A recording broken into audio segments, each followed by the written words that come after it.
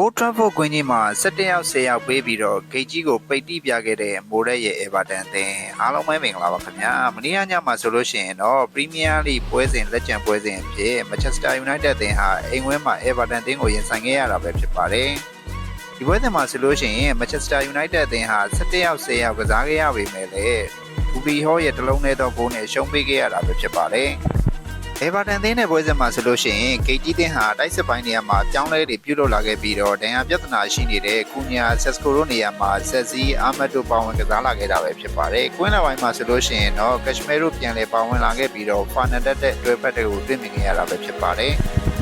Everton သင်းဟာဆိုလို့ရှိရင်လည်း United အသင်းကိုရှင်ကစားဖို့အတွက်သူတို့သင်းရဲ့ကောင်းဆုံး line နဲ့ပဲပေါ်ထွက်လာခဲ့ပြီးတော့တောင်ဘက်မှာ Jack Grealish နဲ့ပြန်လည်ပါဝင်လာခဲ့တာပဲဖြစ်ပါတယ်။ပွဲစား73မိနစ်မှာတင် Everton အသင်းရဲ့ကွင်းလက်ကစားသမားကာနာနဲ့ Moyes တို့အချင်းများခဲ့ပြီးတော့ကာနာရဲ့ကိုဒီလက်ရောက်ကျွညွမှုကိုကွင်းလယ်တိုင်းဟာဒိုင်းရိုက်နီကနဲ့ထုတ်ပယ်ခဲ့တာပဲဖြစ်ပါတယ်။ပွဲစား73မိနစ်မှာတင် United အသင်းဟာ17ယောက်10ယောက်နဲ့ကစားနိုင်ခဲ့ပေမဲ့လည်းပွဲချိန်29မိနစ်မှာဆိုလို့ရှိရင်တော့ Everton အသင်းကိုဦးဆောင်ဖို့ခွင့်ပြုခဲ့ရတာပဲဖြစ်ပါတယ်ဒီကိုတော့ Everton အသင်းရဲ့ကွင်းလက်ကစားသမား Louis Dubé ဟောဆိုလို့ရှိရင်အမိုက်စားကန်ချက်နဲ့သွင်းယူခဲ့ပြီးတော့ Manchester United အသင်းရဲ့ကိုသမားလမ်မန်ဟာဘာမှကိုမတက်နိုင်ခဲ့တာပဲဖြစ်ပါတယ်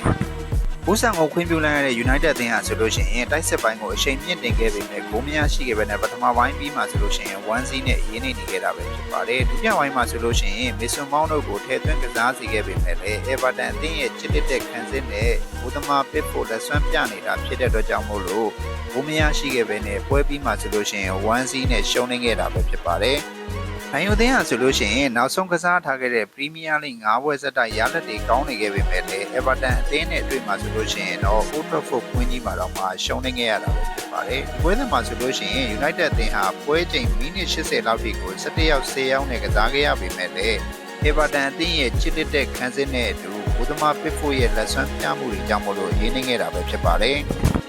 ဒီပွဲစဉ်မှာဆိုလို့ရှိရင် Everton သင်းနဲ့ဒီပြ David Moyes ကိုချီးကျူးရမှာဖြစ်ပြီးတော့လူတယောက်ရောက်တဲ့တောင်မှ Old Trafford ကွင်းကြီးမှာနိုင်ကစားနိုင်ခဲ့တာပဲဖြစ်ပါတယ်။ Manchester United သင်းဟာဆိုလို့ရှိရင် Everton သင်းကိုရှုံးနေခဲ့တာဖြစ်တဲ့ကြောင့်မို့လို့ Premier League ပွဲစဉ်ဆက်နှစ်ပြီးမှဆိုလို့ရှိရင်တော့10မိုင်ကုန်းမှာပဲရပ်တည်နေခဲ့တာပဲဖြစ်ပါတယ်။ဒါလေးကတော့မင်းညာကစားခဲ့တဲ့ပွဲစဉ်မှာ10ယောက်17ယောက်နဲ့တောင်မှဂိတ်ကြီးကိုပိတ်တီးနိုင်ခဲ့တဲ့